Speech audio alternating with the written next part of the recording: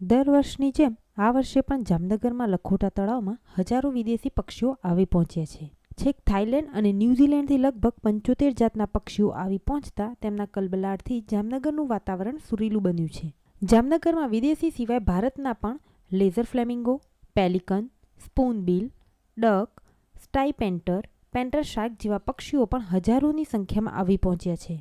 શહેરીજનો શિયાળાની મજાની ઠંડીમાં તળાવની પાળે ચાની ચુસ્કી સાથે બર્ડ વોચિંગનો આનંદ ઉઠાવી રહ્યા છે.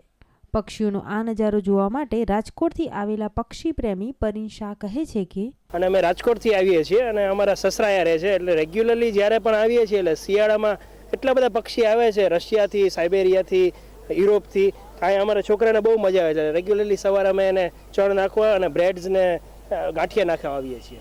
અહીં ટન અને ગુલ્સ જાતિના પક્ષીઓ તો હજારો કિલોમીટર ટ્રાવેલ કરીને આવતા હોય છે.